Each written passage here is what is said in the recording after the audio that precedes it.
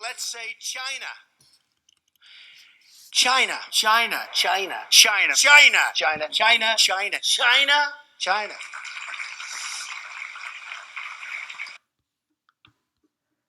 Clearly, China's on everyone's minds. Even Mr. Trump is spooked by China's rise.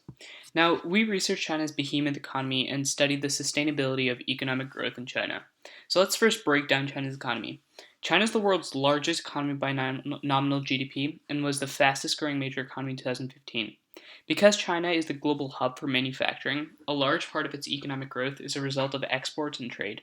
In addition to trade, China's growth relies on the services sector, including finance, healthcare, etc. And its key industries include agriculture and industrial factory development like coal mining. Although China is a net exporter, it happens to be the fastest growing consumer market and the second largest importer of goods. Net exports compose 5% of China's GDP, but household consumption is the largest part of China's GDP. So now that we've covered the basics of China's economy, it is worthwhile to explore where China's economy is headed and the problems it faces. While China's GDP growth rate of 7% is impressive compared to that of most developed nations, the country no longer seems to have the momentum it used to. China's slowing GDP growth is an indicator of numerous economic problems, including the atrophy of the property industry, which previously accounted for up to 15% of growth and a looming national debt. Minimizing the amount of unsold property is already a top priority for Chinese politicians who embrace a general strategy of incentivizing moving into empty homes. However, reducing national debt and thereby reducing capital outflow is far less straightforward. China's massive national debt cannot be resolved without reducing deficit spending, which in turn requires an increase in tax revenue, a decrease in government spending, or a combination of the two. However, increasing taxes and reducing government spending from current levels would likely have negative repercussions on the economy. Increasing various taxes could reduce both aggregate demand and aggregate supply, further choking GDP growth. Significantly reducing government spending will take necessary funds away from programs, assuming that China's government has already eliminated unnecessary spending. It is likely that neither of these strategies will both help resolve the debt problem and also leave the national economy unharmed. Fortunately, strengthening the overall economy by increasing trade can help reduce China's national debt by both increasing nominal tax revenue and reducing the need for expansionary government spending.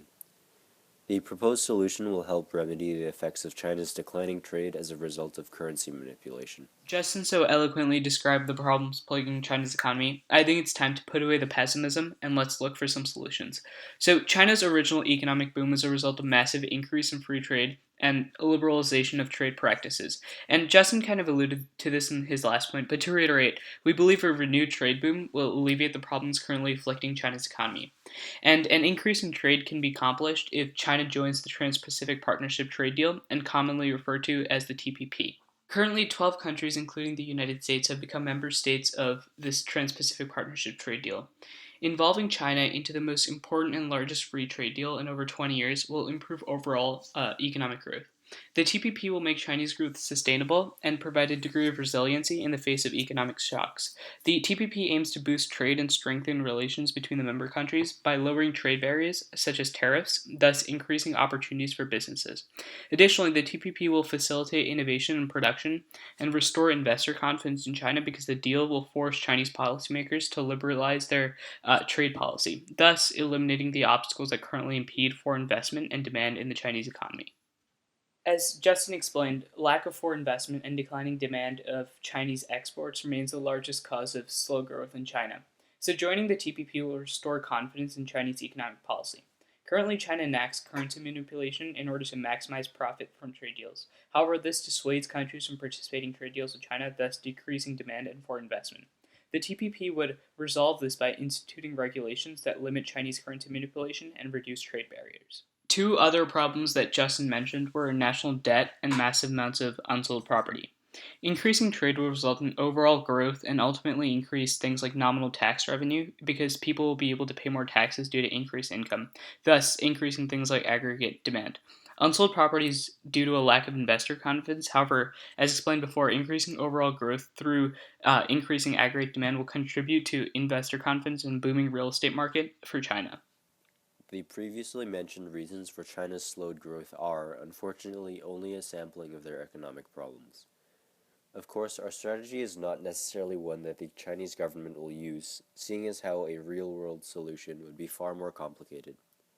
Our analysis does not take into account the difficulty of actually implementing any of our suggestions and assumes that politicians would cooperate.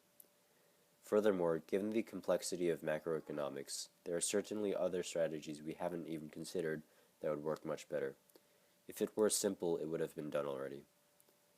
Fortunately, China has hope. They have the resources to resume economic growth. It is in the best interest of nearly everybody that China, as such a large player in the global economy, recovers as soon as possible.